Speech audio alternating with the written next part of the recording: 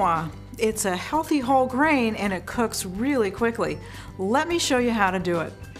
Hi, I'm Susan Bowerman, registered dietitian, and you know, quinoa has become very popular lately. It's a seed that we eat as a whole grain, and I'm going to show you very quickly how to cook it.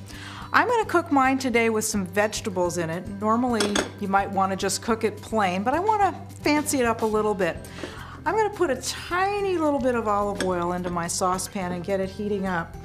And what I'm going to add to my quinoa today, I just chopped up some vegetables. I've got some broccoli, some carrots, and some red peppers that I've diced up. You can use any vegetables you want. You can use zucchini, you can try tomatoes, you can try mushrooms, whatever appeals to you. There's no rules to this.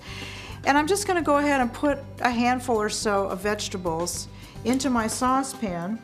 And I'm going to turn the heat up a little bit and I'm going to start to saute it. And as this is starting to cook, one thing I was going to show you is that I'm using the white quinoa for my dish today. But I also have in a pile here black quinoa and red quinoa. So you can find different varieties in your store. Now the other thing that you need to know about quinoa is that some varieties of quinoa need to be rinsed before you actually cook them. And the reason for that is that quinoa has a coating on it that's a little bit soapy. Now, many of your packaged quinoas will already be rinsed, so you don't need to worry about it. This one's been rinsed. But if you're not sure, then ask at your grocery store if you're buying rinsed quinoa or not. And if you're not sure, just go ahead and rinse it anyway. Now, in terms of proportions, it's very simple. You're going to use twice as much liquid as you are quinoa. So I'm going to go ahead now and add my quinoa grain. Just give it a little stir. And what this does by stirring it a little bit is it's starting to toast these seeds a little bit, and it just brings out the flavor.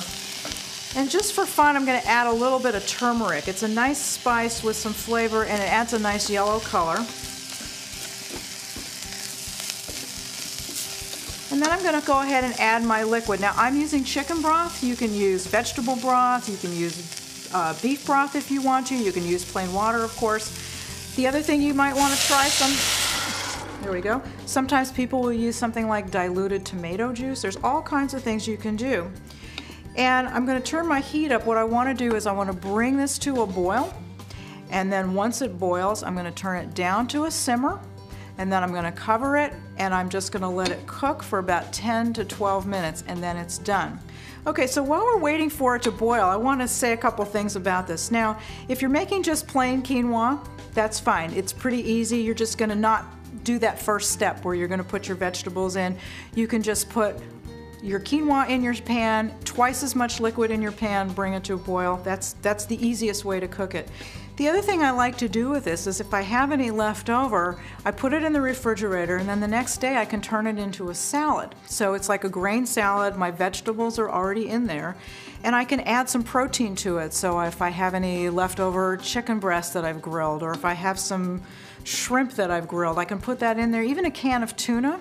And then I can just put a really light dressing on it, and I have a really quick main dish lunch for myself that's got my whole grain and my vegetables and my protein.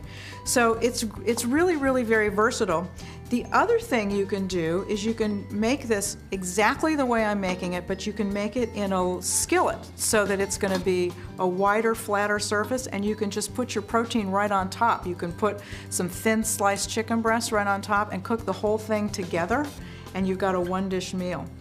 So this is just about to boil, and as soon as it does, I'm going to turn the heat down.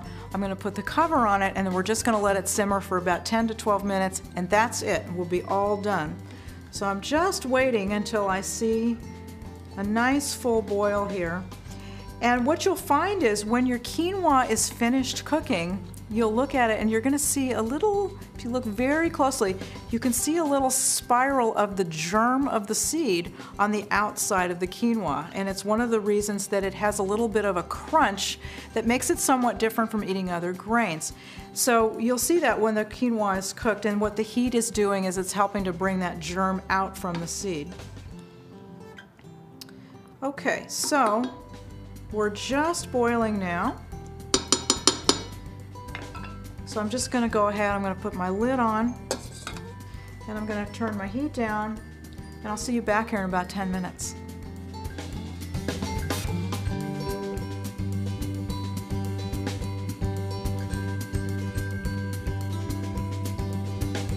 So it's been about 10 minutes and my quinoa is cooked, and the reason I know that is because I can look inside and I can take my fork and I can just fluff it up a little bit, and I don't see any liquid in the bottom of the pan. All the liquid's been absorbed by the grain.